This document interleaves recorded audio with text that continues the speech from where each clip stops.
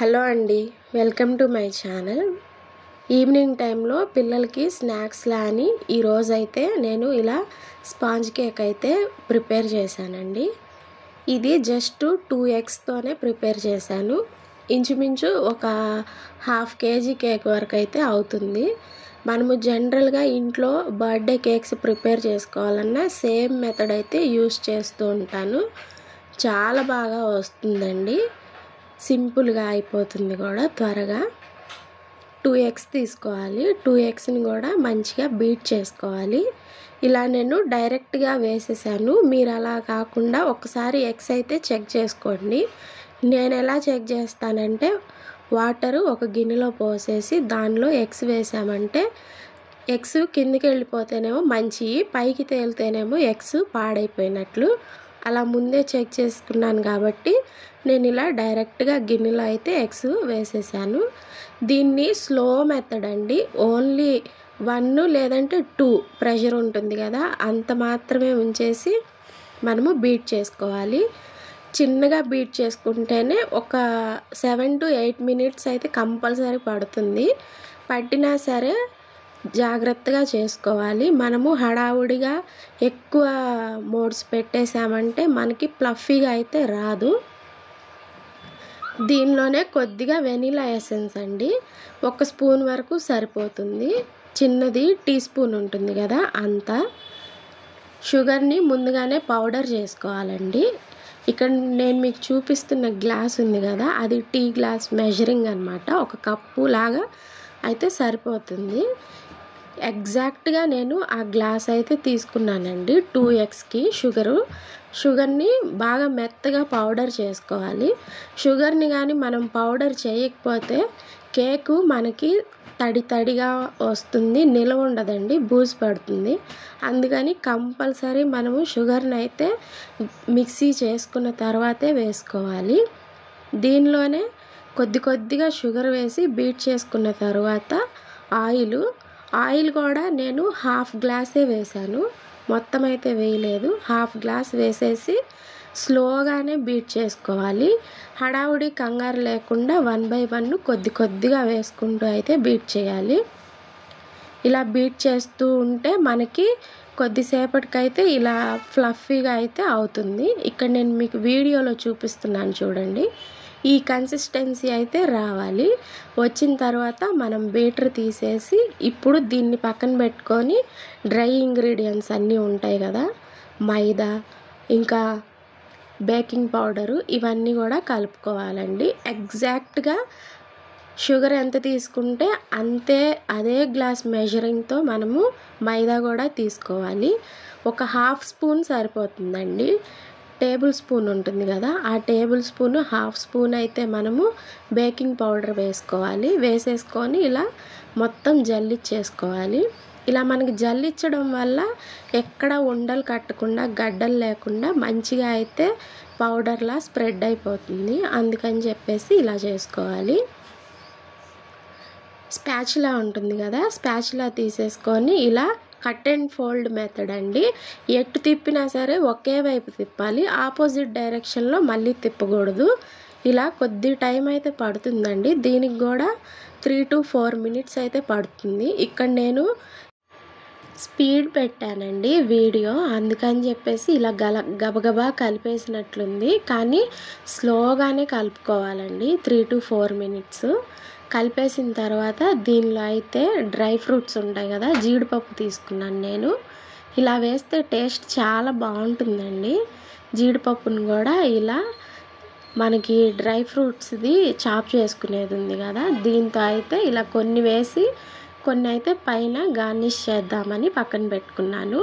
కలిపేసిన తర్వాత ఇది కూడా ఒకసారి ఇప్పుడు దీన్ని అయితే మౌల్డ్లో అయితే తీసుకోవాలండి. నేను కేక్ మౌల్డ్ తీసుకోలేదు, జనరల్గా మనం బ్రెడ్ చేస్తూ ఉంటాం కదా, ఆ మౌల్డ్ అయితే తీసుకున్నాను.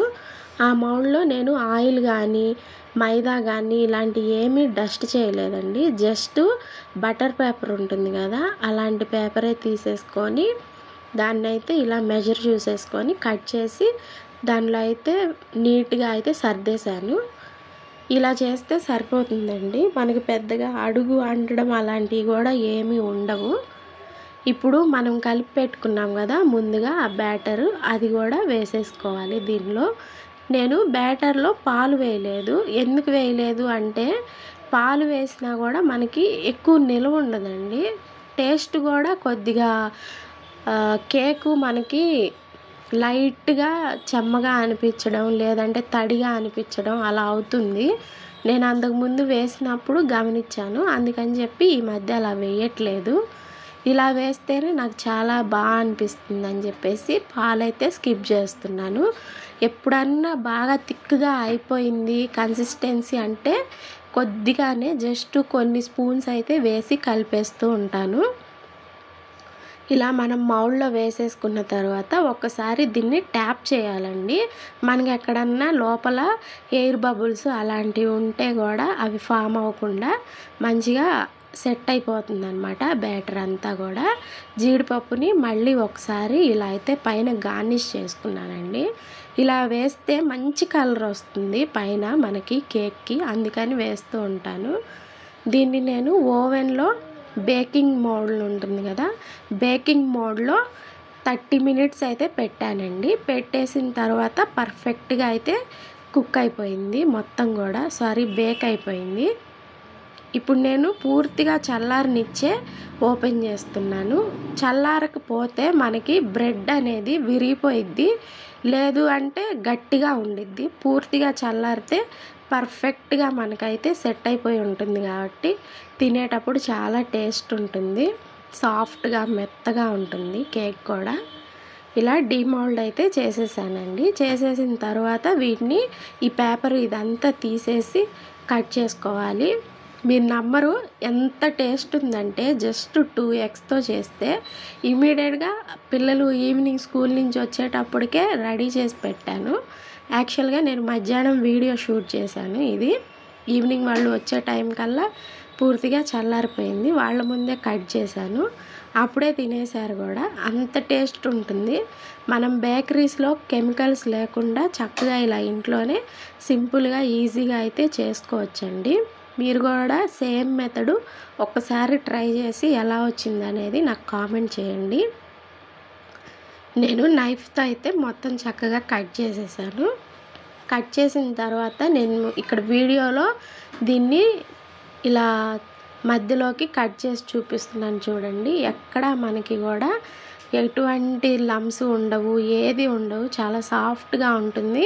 కొన్ని కేక్స్ పట్టుకుంటే మనకి చేతికి అతుక్కుపోయినట్లు తడి తడిగా అనిపిస్తాయి కదా, అలా కూడా అనిపించదు. మీరు కనుక షుగర్ని కంపల్సరీ మిక్సీ చేసే వేసుకుంటే ఇలా పర్ఫెక్ట్గా అయితే వస్తుందండి.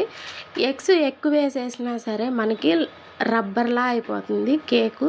ఇలా చిన్న చిన్న టిప్స్ని అయితే యూస్ చేసి పర్ఫెక్ట్గా అయితే చేసుకోవచ్చు. నేను కేక్లో ఇంకా బేకింగ్ సోడా అట్లాంటిది ఏమీ వేయలేదు, జస్ట్ బేకింగ్ పౌడరు, అది కూడా కొద్దిగా వేసుకోవాలి. 2x అయితేనేమో హాఫ్ స్పూను, 4x అయితేనేమో ఫుల్ స్పూన్ అయితే వేసుకోవాలి.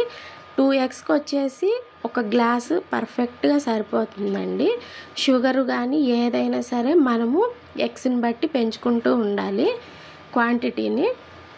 ఇలా మంచి కలర్ అయితే వచ్చిందండి. నేను పైన జీడిపప్పు గ్రైండ్ చేసి వేసాను కదా.